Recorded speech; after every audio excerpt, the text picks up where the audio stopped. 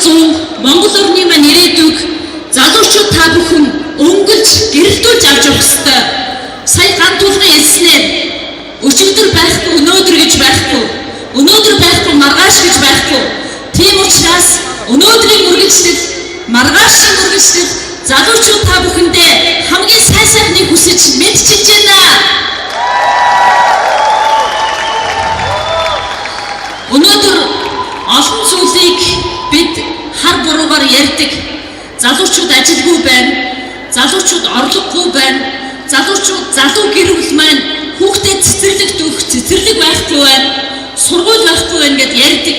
Гэхдээ энэ бүх зүйлийн цаана залуучууд та бид өөрсдөө хамтарч ажиллаж, хамтарч сэтгэж, хамтарч Монгол орноо хөгжүүлнэ гэдэг итгэл бол энэ заалнаас би авлаа. Та бүхэндээ баяр хүргэж амжилт хүсье. Яагаад өнөөдөр энэ танхимд дөрвөн Монголын лидер залуучууд лекц уншиж байна гэдгийг сонсоод ирж уулзъя гэж шийдсэн бэ гэхлээр үнэхээр Монгол орны зүрх тархин залуучуудын гарт байна. Өнөөдөр энэ дөрвөн лекц уншихаа шийдэх залуучууд маань дахиад олон Монголын залуучуудад тэр дундаа 21 аймаг 9 дүүргээр явж та бүхний үеийнхэнд үгээ хэлээсэй гэж хүсэж байгаагаа би бас уламжилж байна. Яагаад гэвэл монголчууд өнөөдөр хоолгүй байж болно, хувцсгүй байж болно, хувцсыг аваад өмсчдэг, хоолыг олоод идчихдэг, оюун санаа маань хоосрох ёсгүй.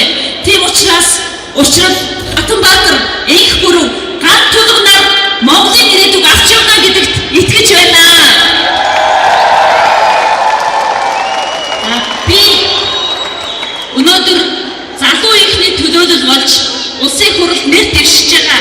Нэр дэвшигчдийгээ төлөөлөн 24-р тойрогт нэр дэвшиж байгаа Очир Бат дарагтай хамт хүрэлцэн ирсэндээ их баяртай байна. Яагаад гэвэл нийгмийн арчилт Монголын залуучуудын холбоо анхных нь нийслэлийн арчилт социалист залуучуудын холбооны дараагаар 99 онд миний бие ажиллаж дараагаар нь Очир Бат дарагт залуучуудын холбооны ажлыг хүлээн өгч үндэсний хэмжээний залуучуудын байгууллага болох их суурийг бас та бүхнийхээ төлөө тавьж байсандаа сэтгэл маань хүлээж байна. За ингээд залуучууд та бүхэндээ зориулж би дараах зүйлийг хэлээд үгээд дуусгая.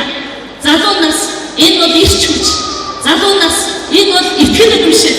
Залуу нас энэ бол хайр дурлал.